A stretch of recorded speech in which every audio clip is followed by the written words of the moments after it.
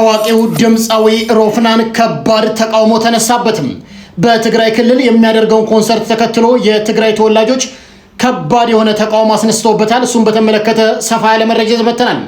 በሌላ መረጃ ስናቀና ደግሞ በኢትዮጵያ ኦርቶዶክስ ተዋሕዶ ቤተክርስቲያን በስነ ምግባር ችግር የተወገዘውና የተባረረው ትዝታው ማለት ነው ወደ ሀገር ቤት መግባቱን ተከትሎ በርካታ ተቃውሞ እየተነሳበት ነው። እሱን በተመለከተ ሰፋ ያለ መረጃ ይዘን መጥተናል።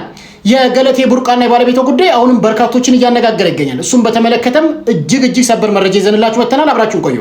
ይሄ ብቻ አይደለም። ከዚህ በፊት ኬኔና አዱኛ የተባለች እጅግ ታዋቂ ሞዴል በታዋቂ አንዱዓለም ጎሳ ጥቃት ደርሶባታል በሚል አንዱዓለም ጎሳም ሁሉ ሲከታተል መቆየቱ የሚታወቅ ነው።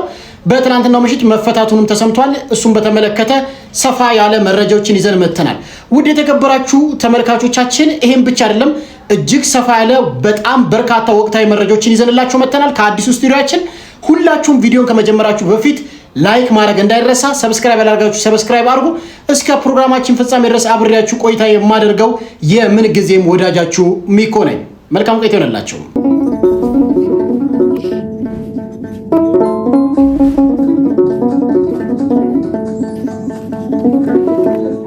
ወደ መጀመሪያው መረጃችን ስንሸጋገር ደግሞ ታዋቂዋ ቲክቶከር ጃኒ ገብሩ ወይም በትክክለኛ ስሟ ስመኝ ገብሩ ከእስር መፈታቷ ተሰምቷል ማለት ነው።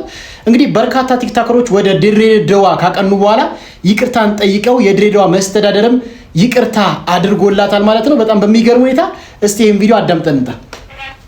እግዚአብሔር ይመስገን፣ እግዚአብሔር መልካም ነው። እንግዲህ ያው የድሬዳዋ ሰዎች የድሬዳዋ አስተዳደር በሙሉ ይቅርታችንን ተቀብሎ ያው በጣም በፍቅር ባልጠበቅነው መንገድ በእውነት በጣም ነው የተንከባከቡን። በጣም ነው የምናመሰግነው። ጃኒን ተፈታለች። እግዚአብሔር ያክብርልን። እናመሰግናለን። ዳቻለው የድሬ ሰዎች ደግሞ በጣም ጸዴ ናቸው። እግዚአብሔር ነው የምሬን ነው። በጣም ያምር ሺቲውን እስር ቤት የመጣው በአመት አያልቅም። ሁላችሁም እየመጣችሁ ነበር፣ ሺቲ እየያዙ ነበር እየጠየቁኝ የነበሩትና በጣም ነው ማመሰግናችሁ። ልታሰር ሳይሆን ፍቅር እንድታሳዩ ነው ያመጣችሁኝ እና ወዳችኋለሁ፣ አከብራችኋለሁ። በጣም ይቅርታ። እንግዲህ እንደሰማችሁት ነው ጃኒ ገብሩ እንግዲህ ከሳምንት ባይሞላ ጊዜ ውስጥ ተፈታለች ማለት ነው።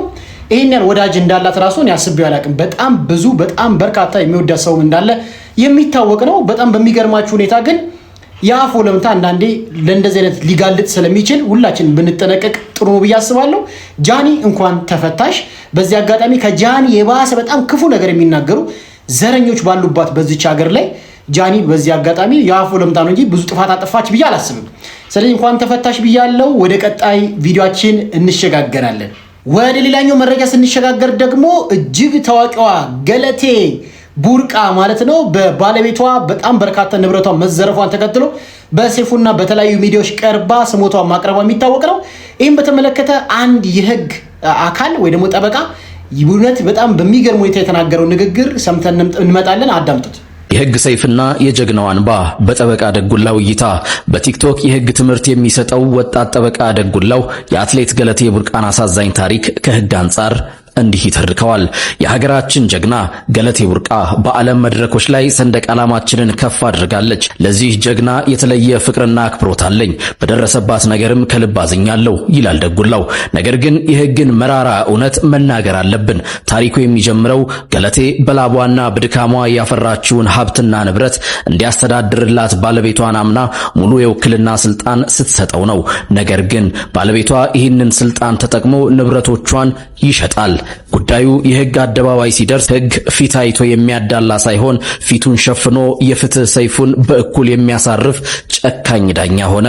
ደጉላው ጉዳዩን ውስብስብ የሚያደርጉትንና ሊቀየሩ የማይችሉትን መራራ የህግ እውነታዎች እንዲህ ያስረዳል። የመጀመሪያው እውነት የጋራ ሀብት ነው። በህግ ፊት ባልና ሚስት በትዳር ውስጥ ሆነው የሚያፈሩት ሀብት አንደኛው ሶፋ ላይ ተኝቶ ሌላኛው ዓለምን እየዞረ ቢያመጣውም እንኳ የጋራ ነው ይላል። ይህም ማለት አትሌቷ በሩጫ ባገኘችው ገቢ ላይ ባለቤቷ በህግ የ50 በመቶ ድርሻ አለው ማለት ነው። ሁለተኛው እውነት የቅን ልቦና ገዢዎች ጥበቃ ነው። በውክልና የተሸጡትን ንብረቶች የገዙ ሰዎች ህጋዊ ውክልናውን አይተው እስከ ገዙ ድረስ ህግ ይጠብቃቸዋል። ንብረቶቹ ወደ ገለቴ ሊመለሱ አይችሉም። ሶስተኛውና ከሁሉም የከበደው እውነት የመጨረሻ የፍርድ ቤት ውሳኔ ነው። ጉዳዩ በሀገሪቱ የፍትህ ስርዓት የመጨረሻው የውሳኔ አካል በሆነው በፌዴራል ሰበር ሰሚ ችሎት ውሳኔ አግኝቷል። አንዴ ይህ ችሎት ከወሰነ ውሳኔውን ሊያርመው የሚችል ሌላ ምድራዊ ፍርድ ቤት የለም። ደጉላው ሲያጠቃልል የፍትህ አምላክ ፊቷን እንደሸፈነች በያዘችው ሰይፍ ለሀገር ባለውለታ ሳትል የዋህነቷን ተከትሎ በተፈጠረው ስህተት ገለቴን ቆርጣለች። ስለዚህ ጠቅላዩም ሆኑ ከንቲባዋ ይህንን የህግ ውሳኔ ሊለውጡት አይችሉም። ይህ ታሪክ ህግ ውለታ እንደማያውቅና በውክልና ጉዳይ ላይ ምን ያህል ጥንቃቄ እንደሚያስፈልግ ያስተምረናል በማለት ሐሳቡን ይደመድማል። እናንተስ ምን አስተያየት አላችሁ? ዛሬን እንግዲህ ወደ የተከበራችሁ ተመልካቾቻችን የገለቴ ጉዳይ በርካቶችን እያነጋገረ የሚገኘው እንግዲህ ገለቴ አይዞሽ ያለው እንግዲህ ያ በጣም በሚገርም ሁኔታ ቀነኒሳ የተናገረው ንግግር ገለቴ በጣም በብዙ ሚዲያዎች ላይ ፈምሳ የምናያት እጅግ በጣም ታዋቂ ዝነኛ አትሌት ነበረች። በባለቤቷ በጣም በመዘረፏ በሶሻል ሚዲያ ቀርባ ያለቀሰች ገንዘቤን ንብረቴን አስመልሱልኝ ያለች ነበረ። እንግዲህ ያለውን ሁኔታ ወንድማችን ገልጾታል ማለት ነው። ከዚህ በኋላ ገለቴ ገንዘቧን ታስመልሳለች ወይስ አታስመልስም? በዚህ አጋጣሚ እውነቱ ልንገራችሁ፣ በጣም ለገንዘብ ብለው የሚገቡ ሴቶችም ወንዶችም አሉ። ለገንዘብ ብቻ ፍቅር ውስጣቸው የለም፣ ግን አብረው ከኖሩ በኋላ መጨረሻ ላይ ተካፍለው ለመለየት የሚያስቡ ገንዘብን ተገን ያደረጉ በጣም በርካታ ሰዎች አሉና ጥንቃቄ አድርጉ። በዚህ አጋጣሚ እውነቴን የምነግራችሁ የለፋችሁበትን ገንዘብ ለማን ነው አሳልፋችሁ የምትሰጡት? የጣራችሁትን ገንዘብ ለማን ነው አሳልፋችሁ የምትሰጡት? በጣም ጥንቃቄ አድርጉ። ትዳር ከመመሰረታችሁ በፊት እግዚአብሔር እንግዲህ የሰው ልጅ ተመርምሮ አይደረስበትም። እግዚአብሔር ነው የሚመረምረው፣ ለእግዚአብሔር መስጠት ነው። በዚህ አጋጣሚ ገለቴ ግን በጣም ወሳኝ ለሀገር ባለውለታ ወርቅ አስመጥታ የሀገርን ስም ያስጠራች ነች እና ባልየው በዚህ አጋጣሚ ገንዘቡን መልስላት። ከምሬ የምልህ የእሷ እንባ ይደፋል እና የለፋችበትን ገንዘብ ብትመልስ ጥሩ ነው። የሰው ላብ የትም ቢሆን እንዲያው አያሳርፍም፣ እንቅልፍም አያስተኛም። ስለዚህ ገንዘቧን መልስላት። በኢትዮጵያ ኦርቶዶክስ ተዋሕዶ ቤተክርስቲያን ከዚህ በፊት ዘማሪ የነበረውና በኢትዮጵያ ኦርቶዶክስ ተዋሕዶ ቤተክርስቲያን በስነ ምግባር ችግር የተወገዘው ማለት ነው ትዝታው ወደ ሀገር ቤት መግባቱን ተከትሎ በርካቶች ለሕግ መቅረብ አለበት እያሉ ይገኛሉ። እስቲ ይህን ዜና አዳምጠን እንምጣ። ታቦትን መክተፊያ ብፁዓን አበው ሊቃውንት ጳጳሳትን ግብረ ሰዶማዊ ቅዱስ መጽሐፍትን የደዌ መጽሐፍ ቅዱሳን አባቶችንና እንስቶችን ጣዖት እያለ ቤተ ክርስቲያንን ሲዘልፍ የነበረው ፓስተር ትዝታው ሳሙኤል በትላንትናው ዕለት አዲስ አበባ መግባቱ ተገልጿል። ግለሰቡ ከሀገር ውጪ በነበረበት ጊዜ ሃይማኖትን ከሃይማኖት ለማጋጨት የሃይማኖትን ክብር ዝቅ በማድረግና በመዝለፍ ብዙዎችን አስከፍተዋል።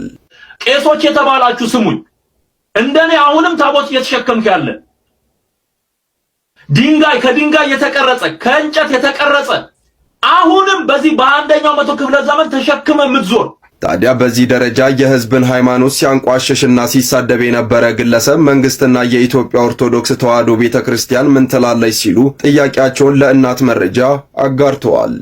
እንግዲህ እንደሰማችሁት መረጃው ከሆነ ፓስተር ትዝታው ወደ ሀገር ቤት መግባቱ በርካቶች ሰምታችሁታል። በዚህ መልኩ ማለት ነው። እንግዲህ ይሄ ወንድማችን ማለት ነው እንግዲህ ወንድሜ ብዬ ልጥረው፣ ምክንያቱም የእግዚአብሔር ፍጥረት ስለሆነ። ስለዚህ በጣም በሚያሳዝን ሁኔታ የኢትዮጵያ ኦርቶዶክስ ተዋሕዶ ቤተክርስቲያንን እያጥላላ ታቦትን እየተሳደበ ጻድቃን ሰማዕታትን እየተሳደበ እመቤታችን እየተሳደበ ኦርቶዶክስ እንደዚህ እያጥላላ ወደ ሀገር ቤት በሰላም መግባቱ ተሰምቷል። እንግዲህ ሕግ ካለ በስነ ስርዓት የኢትዮጵያ ኦርቶዶክስ ተዋሕዶ ቤተክርስቲያን የራሷ ጠበቃ ካላት ይሄንን ሰውዬ ለሕግ ማቅረብ እንደሚገባም ካሁኑ እናሳስባለን ማለት ነው። እውነት 80 ሚሊዮን እና ከዛ በላይ ኦርቶዶክሳዊ ያላት እቺ ምእመን ያላት ኦርቶዶክሳዊ ቤተክርስቲያን ይህን ሰው ማሳሰር ካልቻለች፣ ይህን ሰው በሕግ ማስቀጣት ካልቻለች እስከ መቼ ድረስ ነው ተዋርደን ተሰድበን የምንቀጥለው? ይሄ ሰውዬ ዝም ከተባለ ነገም ሌላውም ተነስቶ ኦርቶዶክስን መሳደቡን የማይቀር ነውና ወደ ሌላኛው መረጃችን ስንሸጋገር ደግሞ ታዋቂው ድምፃዊ ሮፍናን በትግራይ ክልል ኮንሰርት አዘጋጃለሁ በማለቱ ምክንያት በርካታ የትግራይ ተወላጆችም ጭምር ከባድ ተቃውሞ እያስነሱበት ይገኛል ማለት ነው። እንግዲህ ሮፍናን በኢትዮጵያ ከባድ እና ታዋቂ ከሚባሉ ዘፋኞች መካከል አንዱ ነው። ይህን ሰኔ እና የሐዋርያትን ጾም ተገን በማድረግ ወደ ትግራይ ክልል በማቅናት ኮንሰርት አዘጋጃለሁ በማለቱ ከባድ ተቃውሞ እየደረሰበት ነው። እስቲ ከትግራይ ተወላጆች ምን አይነት ተቃውሞ ደረሰበት ሲናደምጥ አድርስልኝ ለሮፍናን በማርያም ሁላችሁም ኦርቶዶክሳውያን ቲክቶከሮች መንፈሳውያን በማርያም እርዱን ከጎናችሁ ሁኑ። እስቲ እናት እዚህ ጋር እየኖረች ድኳን ላይ እየኖረች አባት እዚህ ጋር እየኖረ ህፃኖች እዚህ ጋር እየተኙ እኛ ኮንሰርት ያስፈልገናል። አረ በማርያም በወላዲተ አምላክ አትምጣ። ትግራይ የሚያስፈልጋት በአሁን ሰዓት ጸሎትና ልመና ምህለላ ብቻ ነው። እኛ ያስፈልገንም ኮንሰርት። እናቴ እኮ ናት እዚህ የሚተኛው፣ የኔ አባት እኮ ነው እዚህ የሚተኛው፣ ወንድሜ እኮ ነው ህክምና ላይ ያለው እና ለምን ኮንሰርት ያስፈልገናል? ሁላችሁም ኦርቶዶክሳውያን በእመቤቴ በወላዲተ አምላክ ሼር እያደረጋችሁ አድርስልኝ።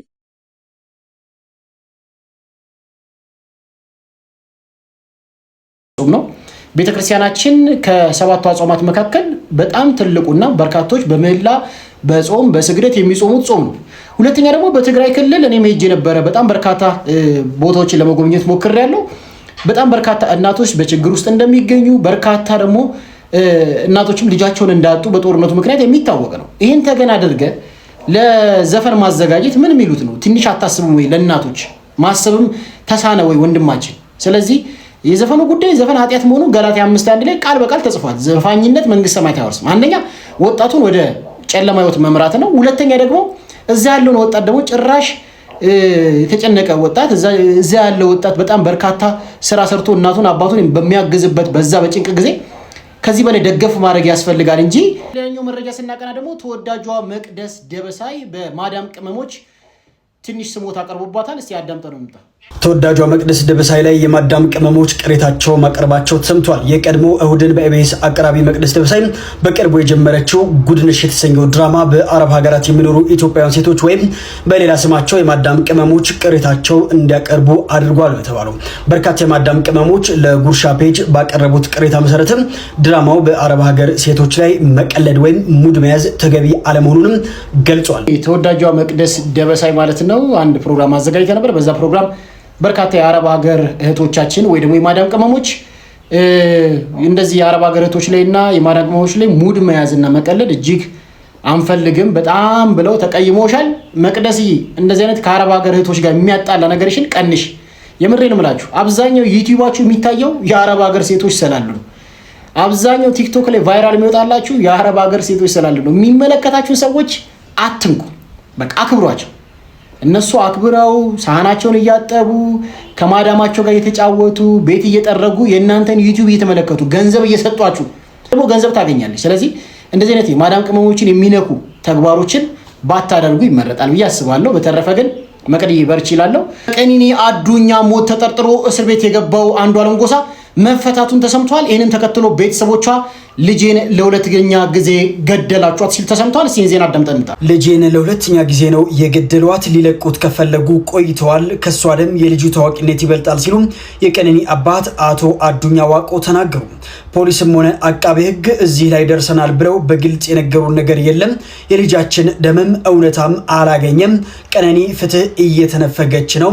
ከጅምሩ አንስቶ የነበረ ነው። እኛን ለማትከም እስካሁን አቆዩን እንጂ ሊለቁት ከፈለጉ ቆይተዋል ሲሉ ተናግረዋል። አክለውም በዚህ አካሄድ እንሞክር ብለን እንጂ ፍትህ እናገኛለን ብለን አናስብም።